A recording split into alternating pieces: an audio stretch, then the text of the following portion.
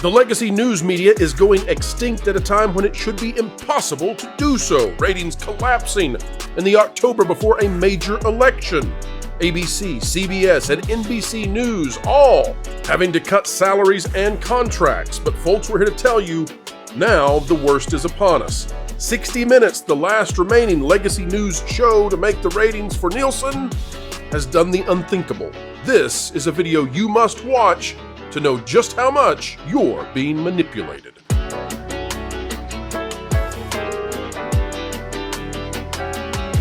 Hello folks, welcome back to the Pro Channel, where we endeavor to tell the truth, no tricks, no gimmicks, just truth with a capital T. And folks, we typically cover entertainment. That's what we're going to be doing today as well, because we're going to be talking about ratings, because that's driving much of what we're seeing with the news media. Specifically today, we're talking about 60 Minutes, a legacy news show that still remains in the top 10 of Nielsen regularly. Now they're trying to have their cake and eat it too, by putting forth out into the public advertisements that show what appear to be the unedited versions of a major interview with a presidential candidate, and then the actual 60 Minutes itself appears to be so edited and so altered as to be completely unrecognizable. People don't even know what the candidate said anymore. This is worse, perhaps, even than the presidential debates. We'll show you what we're talking about and why ratings, advertising, that's driving it all. All right, what are we covering? Well, a very strange thing has happened, and that is that 60 Minutes out of CBS has done an interview with Kamala Harris, and some of their questions have strayed right into the grounds of journalism. Now, folks, we're not a political channel. We're not here to cover politics, and so you won't hear us talk about whether or not Kamala Harris has good answers or bad answers. If you want that sort of thing, there are wonderful political commentators out there on both sides of the aisle, and you, having such a high IQ, can find the person or the channel that best suits your political tastes. However, with that said, we're here to cover the ratings impact of this. And there is something really, really fascinating about what is going on with news ratings, which, by the way, drives advertising, and which, by the way, the news is often owned by the same entertainment corporations that we cover. For example, ABC News is owned by Disney. Let's listen in on this. On these, we've got two videos here. We'll play the first one, and then I'm going to show you what I think is happening. We'll get the panel's thoughts. Here we go. You recently visited the southern border and embraced President Biden's recent crackdown on asylum seekers. And that crackdown produced an almost immediate and dramatic decrease in the number of border crossings. If that's the right answer now, why didn't your administration take those steps in 2021? I've been covering the border for years. And so I know this is not a problem that started with your administration. Correct. But there was an historic flood of undocumented immigrants coming across the border the first 3 years of your administration. As a matter of fact, arrivals quadrupled. I just want to insert here, and then we'll continue watching, but this is real pushback, and you haven't seen that towards this side of the political spectrum. Again, not going to tell you what I think about her answers, just this is a calculated change in strategy from a news show on a network. We have not seen this. Why is it happening in October? We'll show you in just a moment. Was it a mistake to loosen the immigration policies as much as you did, kind of allow that flood to happen in the first place? I think, okay. But the numbers did quadruple. And the numbers today, because of what we have done. Now, why is that not what the Harris campaign may have wanted? Despite whatever you may think about her answer, if the journalist tells you you've quadrupled something in a negative way, and then your response is you've cut it in half, well, you're still double where you were at the beginning. So that did not go the way that the Harris campaign probably wanted. Again, we don't care about the politics of it. We care about the ratings of it. One more clip, and then I'll show you exclusively what I think is going on. Why CBS has made a strategy shift after that VP debate. Here we go. Was democracy best served by President Biden stepping down and basically handing you a nomination? You didn't have to go through a primary process. You didn't have to fight off other contenders. What? It's not really the way our system was intended to work. But I think this truncated process is why people think or say they don't really know who you are. Look, I've been in this race for 70 days. 70 days, folks. Okay, let's set the politics aside for a moment and let me show you what I think is going on, because Kamala Harris and her campaign stepped into a situation where the Trump campaign, they chose not to be on 60 Minutes because they have a fundamental disagreement with the way a certain laptop story was handled 4 years ago. And so they demanded if he was going to participate, that there needed to be an official apology because of some things that happened 4 years ago. We won't get into it, but we'll say that Harris thought, and the campaign thought, they had 1 hour of positive coverage coming up. Here's why I think CBS has pivoted. Folks, we're taking a look right now at the Nielsen ratings for September 16th through September 22nd. Usually, we look at streaming hours because that's where most of the original content is going. But over on regular television, they're still doing this stuff, which is called live sports, and it dominates. Other than live sports, basically Matlock, which is this new show, new spin on it, and it's doing wonderfully. So congratulations to CBS for that. But if you look, there's no other news show anywhere in the top 10 for regular television, okay? Not a single one, except for 60 Minutes. Now, we've covered on this channel that ABC News has seen a dramatic drop in viewership over the past month or so. We've covered CBS. We've covered the others. 60 Minutes still registers as an important news channel. And by the way, we also know that when it comes to news coverage, they have budgets that necessitate them having a broad spectrum of people watch the show. They cannot just curtail their stuff to 1/3 of the demographic and maintain the budgets they have. Now, if we go to cable, you can see that there's something very weird going on cable. You have 3 sports, 3 NFL items, all on ESPN, and then Fox News has dominated every single other top show in Nielsen ratings. That's I didn't know bizarre. Gutfield did as well as he did. Oh yeah, he's the king of late night at this point. It's hilarious. Oh yeah, Oh, Colbert, he's Kimmel, funny, too. none of them I even like compete. Yeah. Yeah. Okay, so to go back to what does the legacy media have? They have 60 Minutes. That's what the legacy news media has. That's it. That's all they have left. Everything else has failed. Disney launched this special streaming package on Disney Plus that brings ABC News. It's not working. Nobody's watching it. Ratings are falling. In the October before an election, the Super Bowl of all Super Bowls, and the news media is crashing. All they have left is 60 Minutes, and I think the memo went out. We have to save this one show. And I think that's why you saw the pivot. I have a bit of a dumb question because I don't focus on these types of numbers. I look at businesses and like their finances and stuff like that.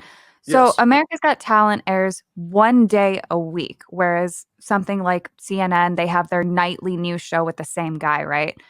Does this mean that more people are watching a show that only airs once a week than the amount of people who are watching something that has a nightly show? My understanding is that it's taking the measurement of the highest performing of those shows per week if it's a multi-week show. Is that how everybody else understands that? Well, if we're looking at this, it's saying what day that they're counting there, because right there okay, it says so it is America's just Got counting the Talent fact that- Tuesday. But the chart covers the entire week. It should say at the top of this chart whether I think it's for September 18th through the 22nd on this one, bro. Yes. 16th. Yeah, because it would have to be an entire. Okay, so a show that airs once a week is beating out something that has nightly shows. Right, but I think if it airs more than one time a week, they take either, and we'd have to verify this. They take either the highest performing or they average it together. I don't I'm think sorry that if that's like a dumb question. No, or if that's I'm not not a dumb- asking it right. We usually I think they take the highest. I think they take the highest one. Like, is it possible you might get like 2 episodes of a show like that if more than one episode was in the top 10, or do you think they literally just take the highest one? That's a good question. Well, Okay, so Culture, to bring it back to the news side of this, though, 60 Minutes is all they have left. Do you think that the memo went out?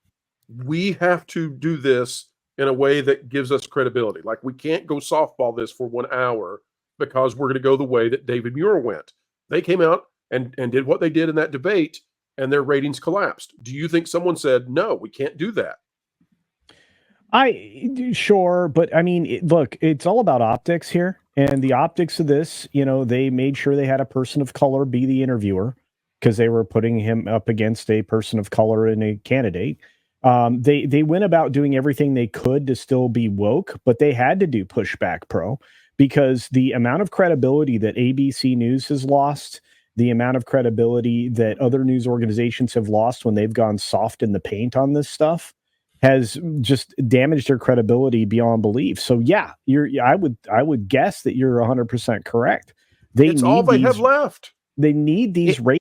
They need something that is a premier show. This is a premier news show and has been for my entire lifetime. The last remaining now. I mean, the culture, they killed late night even to go after politics. They can't even afford to run late night anymore. They brought in, I mean, she's going to be, if she wasn't already going to be on like John Oliver or something, one of these dying late night shows. But I think you're right. I think your estimation is correct. She was on Howard Stern the other day. She was on Call Her Daddy the other day. Oh, that's a great show to be on. I've been trying to get the numbers for that, and I can't actually find any significant viewership numbers for the Call Her Daddy thing. It's the first time I've heard of it. Yeah, the weirdest thing to all of this is she knows that she needs to appeal to swing state voters, right? But if you look at the demographic of who listens to the things that she's going on, most of the viewership isn't coming from those swing states. What I think heavily swinging towards urban centers on that, they're probably trying. They're trying to, as they always try to do, they try to say that the Democrat Party, despite the fact that it is controlled by the same people who, for lack of a better term, used to control the Republican Party at the same time, they always try to portray this image of being young and hip, and they try really hard to say, "Oh no, it's the youth people. We're the way of the future." Wrong. And right, and if this is your future, if this candidate right here, who is as manufactured of a candidate as you can get, sorry, I know we said we weren't going to told you no politics, Jonas. I'm going to be quiet. I'm sorry. You have played several minutes of this candidate for a very long time. Okay. Think about it this way. Can I? Please, Marvin. Yes.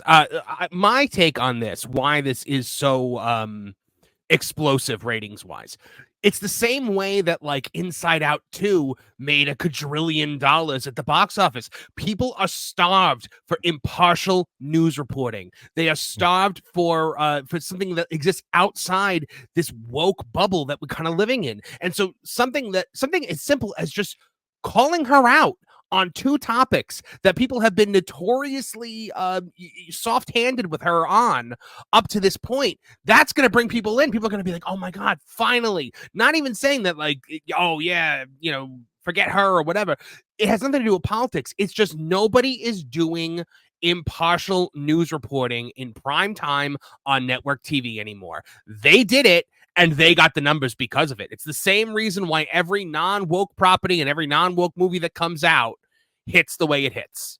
Okay. That's Marvin. That's what I'm looking for. This is going to be a ratings bonanza for 60 Minutes. It comes down to what do they want to do? These companies, if they tie themselves to partisanship, they also kill off their ratings. 60 Minutes, for whatever reason, decided we're doing the ratings. We're staying relevant. Culture? Well, getting back to the thing that you guys were talking about, not ever hearing of this podcast, right? Savvy, you didn't hear nobody knew anything about this Call Her Daddy podcast. Well, I come to find out it's the second highest rated podcast on Spotify. They didn't go with number one though, which would have been Joe Rogan. Would you wonder why they didn't go with Joe Rogan? It's like, but they are trying to portray, as Pro suggested, a younger image, which is why they look for these types of podcasts. But look at who the podcasters are choosing to interview. The ones that are going out and asking. They're going after the other candidate. They want to talk to the other candidate. The other candidate has ideas, and that's the difference. It's like you can ask the other candidate questions and there are ideas there. There's an understanding of how the world works, especially business, and how the systems work. That's the difference right now is which candidate do you want to interview? Well, if you can get an interview and you can do an impartial interview like 60 Minutes attempted to do here, well, that's going to be something that's valuable to people, because otherwise everything is so catered around what the candidate wants to talk about rather than being asked legitimate questions. Well, all of People, this goes hand in hand too when they stopped doing town hall style debates. oh The yeah, fact that mainstream media is actually entertaining the request from Democrats to not have an audience, that complicit. has hurt them tremendously. The Yeah. average person wants the feedback of an audience to see where things are at. They don't realize that there's a psychological pull with that, regardless of the network that you're doing it on. Mhm. Yeah, I mean, again, if you control the method, you control the message, and that's exactly what's happening. I mean, you've pointed it out. And again, if you want to be youthful, you have to appeal to youth. Youth want to ask questions. They want to, well, they used to want to challenge the system and find out why the man does the things the man does. Right? We don't really have that anymore. We now have rage for the machine, but rather than against it. And again, Jonas, I'm sorry I keep being long-winded, but this is a fascinating conversation. The media pull for most people is towards authenticity, which is why they like watching and listening to Savvy, or why they like to watch and listen to Pro, or why they largely ignore me. They want to actually be able to see the authenticity that the candidate has, that the interviewer has, that the network has, and none, with the very few exceptions in the mainstream, have that kind of pull, because you can't believe a word anybody's saying. You can't believe that this isn't scripted. It's easy to believe that, especially since we've learned that what Donna Brazil did a few years ago. Well, I was born in a middle-class family. Tell me more. I resonate with that so much. People mowed their lawns in my neighborhood. I feel like he's about to be unburdened by something. I'm not sure what it is. Which is the No, I most did that Marxist before the show. Thank you. All right, folks, after we had finished the panel yesterday, something mind-blowing happened with CBS in 60 Minutes. This is out of X. At Maze Moore says, remember Kamala's word salad answer about Israel on 60 Minutes? It's gone. This is what Americans will now see. Now, folks, I'm not here to tell you that she had a word salad answer. That is a political take that I'm not going to make at this point, or at least it puts me into that political sphere. But what I will say is that 60 Minutes has done something which is more deceptive than I think we have ever seen in American political coverage. And that is really saying something.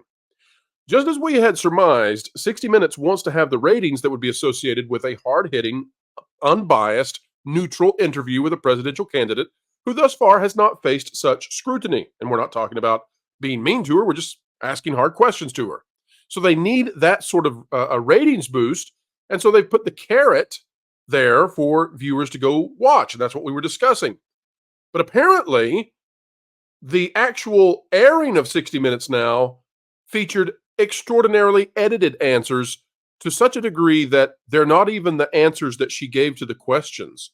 They were literally pulled from other parts of the interview and then presented in the edited version as if that was her answer.